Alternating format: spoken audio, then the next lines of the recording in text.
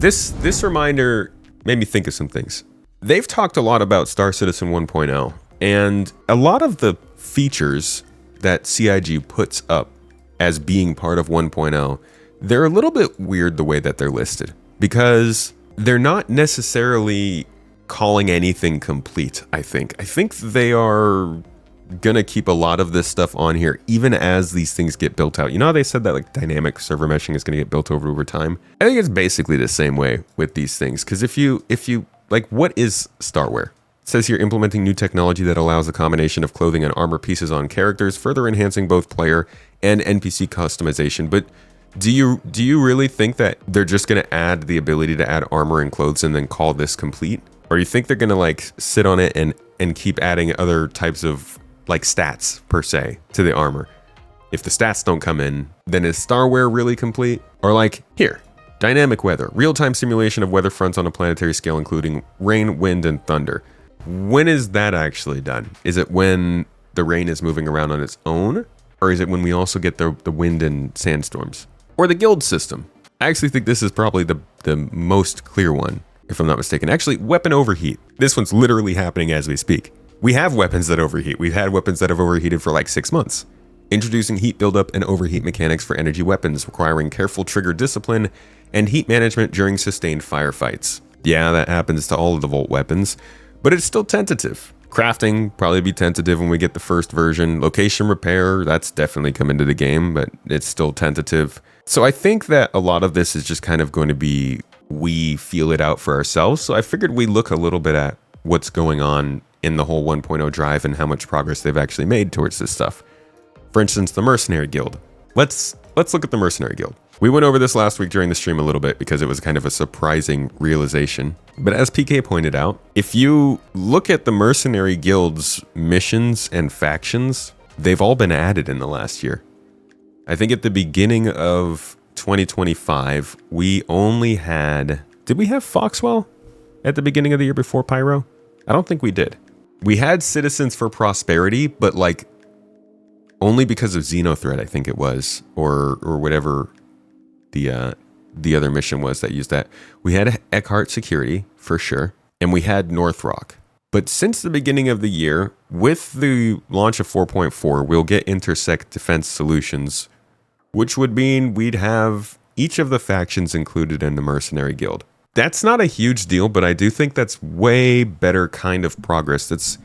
It's better doing what you're saying than CIG's ever really shown in the past, in my opinion. There's also a part here where he mentions Moby-Glass. Does he mention the Moby-Glass? Oh, it's not going to show up in there. No, I can't find it. There was a moment when I think it was Dave Haddock, I want to say. He was talking about like getting missions and taking contracts, and he had mentioned that they wanted to not have all of the missions come from Moby-Glass. They haven't really changed that, I guess. But I think they've shown that we've seen signs that like they're going to have mission boards soon. That's going to be really nice. That'll be a nice change. That was like a big thing, I think, that makes a game feel more like a game than just every single mission coming from your pause menu. But here is another one that I think gets work done on it without really thinking about the fact that it is a 1.0 thing. These are the location stories. They read new missions and narrative arcs set in specific areas, allowing players to experience the uniqueness of various locations in the verse. Dude, this is so important in my mind.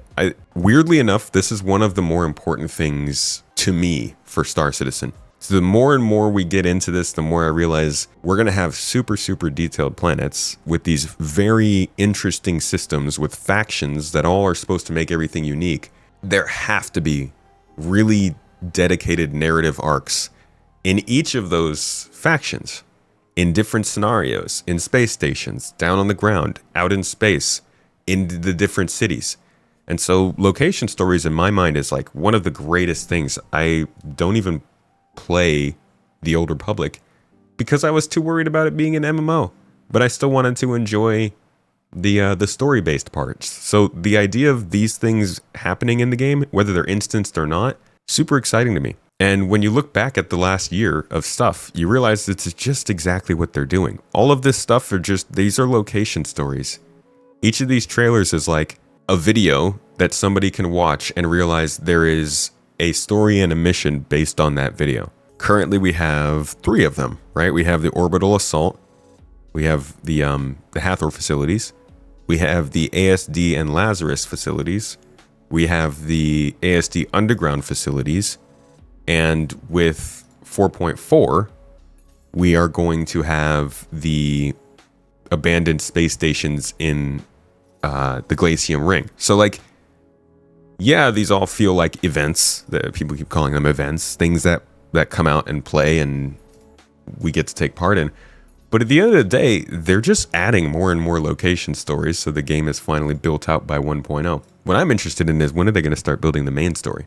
Or are any of these stories we're seeing right now going to kind of like dip into the main story? I could definitely see this whole, what's it called? The People's Alliance of Nyx, whatever they're doing. I do think that's going to be in the main story, because they're a little too politically close to not be. We had a nice little speculation session on the podcast this week. If you haven't watched the one with me and Astro Historian, we talk a lot about Nyx, and we theorize the possibility of a whole conflict actually starting up in the game, because Nyx 1 has been newly terraformed, and that creates a whole thing that ripples throughout the game because it's such a big deal. It would be a huge deal for somebody to terraform a planet in Nyx, and if that's the story they go with, it would create a huge gold rush. It would create a power vacuum. It would make big players want to get into the system, and that kind of could be a big part of the main story if they really wanted it to, but we'll see what they do. So yeah, location stories, another thing that I think is actually making pretty good progress without necessarily being called 1.0 progress. Like, I think they'll acknowledge it every once in a while, but it's a little different. What else is getting some work done? We all wish the social apps, any sort of update would be great. Interestingly enough, Charge and Drain has not... Hold on a second. Wasn't Charge and Drain... Hold on. Star Citizen, Roadmap Roundup, Charge and Drain. What was going on with this one? February, September 4th, 2025. Why would that have something? Additions to the Star Citizen 1.0. So, dude, I don't even remember really this one. Charge and Drain had work scheduled for all of 2024. Not all of 2024. It started, oh my god, look at how much scheduled work there was on this. Started way back here, and then they didn't work on it for a couple of years, and then they started working on it again in 2021. Stopped again for a while. A little bit more work in 23. Stopped again for a long time. More work in 2024, all the way through 2024 into mid-2025, but still nothing. Adding the ability for players to drain, store, and charge objects with power using the multi-tool, including the ability to overcharge objects and also remove distortion damage. You can remove distortion damage, right? Is there a way to do that? Yeah, I could see this being related to engineering. Do you guys think this would come in with engineering? Because I could see this being a huge thing for puzzles, man. They love their puzzles. Repair, stripping, tractor beaming stuff, using the mining tool. I'm sure the cutting laser at some point, and then the Charge and Drain. I think a lot of the gameplay in this game is going to be based around what the multi-tool stuff can do. You can't do it right now. Now, there is a little bit of work going on, obviously, with crafting. The things that we've talked about today are not necessarily the only work they've done towards 1.0. They're just the things that I think are a little bit... They're already kind of in the game, or they're at least starting to come into the game. They're just a little bit less noticeable because CIG doesn't come out and say, this is a 1.0 feature. Like, Weapon Overheat is definitely in the game, and it works in multiple ways across different features. This is going to the preview channel by the end of the year, hopefully. Doesn't necessarily mean it's going to be in-game anytime soon, but it's making progress. Location repair is an interesting one because in the card itself, it's a very specific application, even though I think what they're waiting for is for it to be more widely available. It says, implementing new missions that introduce repair gameplay into the persistent universe, first appearing in Pyro's Outpost. Not even the full mission set. These are just the ones introducing them. Players will be tasked with going to the location and fixing wind turbines, relays, moisture extractors, or solar panels. This is done by repairing pipes with your multi-tool, charging batteries with the new charge and drain feature, or replacing broken components in the networks that are broken or missing. So, can you say they've added these? I don't know. People would definitely say they're running repair missions in Pyro, but they don't include charge and drain. So it's sort of weird to look at this list. Like, I keep focusing on the fact that this is a pretty big list, but it looks bigger than it is when you consider the work that needs to be done. At the same time, some of these cards require a ton of work. Star Sim is like a whole, we don't even know what the heck Star Sim is anymore. So it's interesting looking at the path to 1.0 and what it would be. Less and less reason to focus on the roadmap, to be honest, and more reason to just look in game at whatever is playable at the moment.